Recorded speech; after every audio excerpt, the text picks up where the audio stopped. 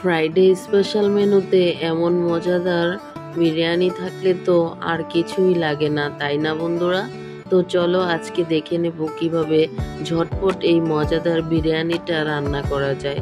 এই যে চুলায় বসিয়ে দিলাম সরিষার তেলে দিয়ে দিলাম পেঁয়াজ এবং দিয়ে দিচ্ছি কিছু দারচিনি আর কিছু মশলা অ্যাড করব, সেটা হলো এলাচ, তারপরে কিছুটা গোলমরিচ এবং কয়েকটা লং এবং হলো একটি কালো এলাচ এবং কিছুটা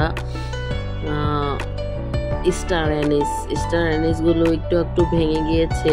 তারপরেও বন্ধুরা ওই ভিডিওটা স্কিপ হয়ে গিয়েছে, আমি কি মশলা এখানে দিয়েছি সেটাই তোমাদেরকে মুখে বলে দিলাম। দেখো আমি গরম মশলাগুলো ভেজে এখানে কিন্তু দিয়ে দিয়েছি 2 টেবিল চামচ আদা রসুন বাটাটা এখানে দিয়ে আমি একটু ভালো করে নেড়ে চেড়ে ভেজে নিচ্ছি যেন কাঁচা গন্ধটা না আসে। তো এখানে কাঁচামরিচ দিয়ে দিলাম বেশ খানিকটা এবং দিয়ে দিলাম ন্যাশনাল ব্র্যান্ডের কিছুটা বিরিয়ানি মশলা। এই মশলাটা দিয়েছি, এতটা সুঘ্রাণ হয়েছে বিরিয়ানিতে তোমাদেরকে কি বলবো। বাচ্চারা তো সুঘ্রাণে মমো করছে এবং এসে বলছে তাড়াতাড়ি দাও খাবো। আমার বাচ্চারা তো খুবই ছোট, তোমরা সবাই জানো। তো এই যে আমি ওইখান থেকে হাফ প্যাকেট মশলা এখানে ব্যবহার করেছি এবং আরও দিয়ে দিচ্ছি হলো জিরে গুঁড়ো, ধনিয়ার গুঁড়ো আর 1 চা চামচ মরিচের গুঁড়ো আর স্বাদ মতো লবণ। এখন আমি সামান্য একটু পানি দিয়ে সব মশলাগুলোকে কষিয়ে নিচ্ছি। আজকে বিরিয়ানিতে টক দই দিব না, কারণ ঘরে টক দই নেই। তো আমি তার পরিবর্তে এখানে লেবু ইউজ করব। আর তোমরা যদি এখানে টক দই দিতে চাও তাহলে হাতের কাছে থাকলে দিয়ে দিতে পারো। আমার আজকে টক দই আনতে ভুলে গিয়েছে আমার হাজবেন্ড, তাই আমি এখানে টক দইটা দিতে পারলাম না। তো এই যে আমার মশলাটা সুন্দরভাবে কষানো হয়ে গিয়েছে এবং তেলটা উপরে ভেসে এসেছে। এখন আমি যে মাংসগুলোকে ছোট ছোট করে পিস করে রেখেছিলাম সেই মাংসগুলোকে এখানে অ্যাড করে দিব। এমন মজাদার ঝটপট বিরিয়ানি রান্না করতে চাইলে আমার রান্নাটা তোমরা ফলো করতে পারো। আমি কিন্তু একদমই ঝটপট রান্না করে নিলাম, বেশি কোনো মশলাও এখানে ইউজ করিনি। এই যে ছোট ছোট পিস করে রাখা গরুর মাংস 1 কেজির মতো হবে প্রায়, এখানে আমি অ্যাড করে দিলাম। এখন আমি ভালো করে নেড়িয়ে চেড়িয়ে মশলাটার সাথে অ্যাড করে দিচ্ছি বন্ধুরা। তারপর আমি ঢাকনা দিয়ে ঢেকে রান্না করে নেব কিছু সময়।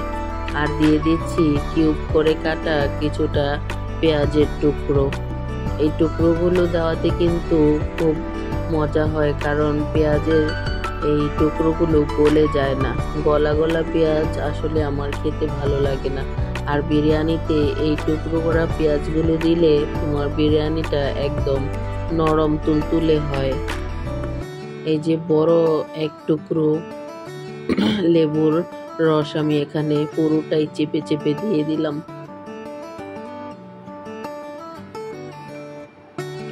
এখন আমি ঢাকনা দিয়ে ঢেকে তারপর কিছুক্ষণ রান্না করে এটা আমি একটা প্রেসার কুকারে ঢেলে দিয়ে দিয়েছি, কারণ আমার হাতে একদমই সময় ছিল না।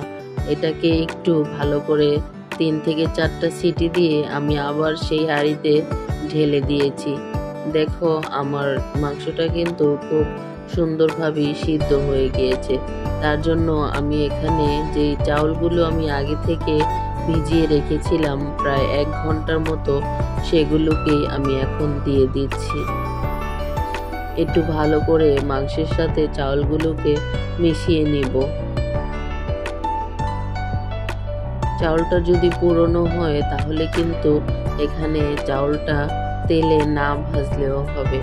আমার হাতে আজকে একদমই সময় নেই, তার জন্য আমি চাউলটাকে আর ভালো করে ভাজিনি।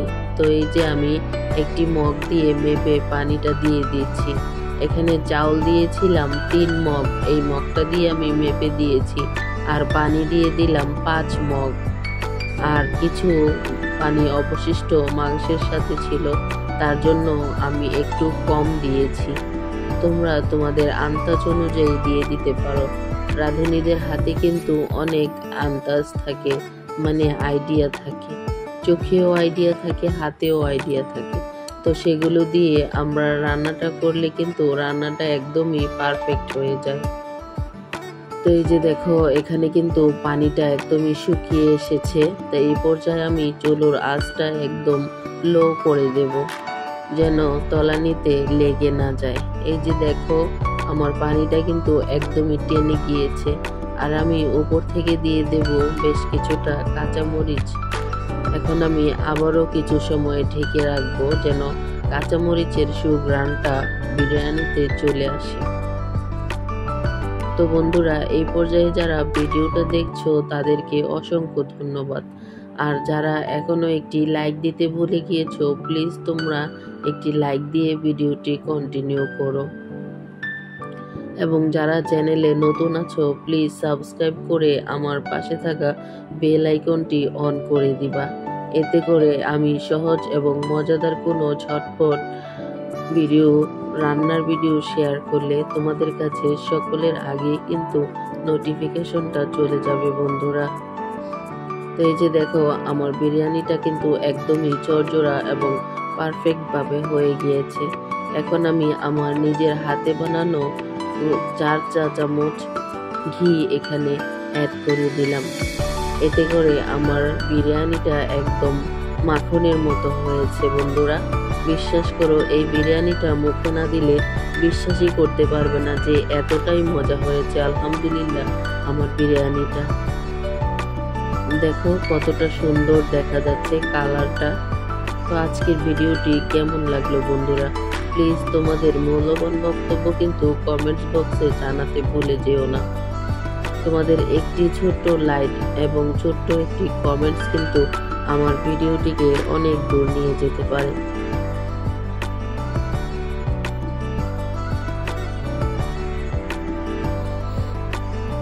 তো সকলে আমার মায়ের জন্য দোয়া করবে। শেষে এসে আমি এটা তোমাদের কাছে চেয়ে নিলাম। আমার মায়ের শরীর খুবই খারাপ, তার জন্য তোমাদের কাছে, সকলের কাছে দোয়া চাই। সকলে ভালো থেকো আর আমার মায়ের জন্য দোয়া করো। আল্লাহ হাফেজ, আসসালামু আলাইকুম। দেখা হচ্ছে নেক্সট কোনো ভিডিওতে।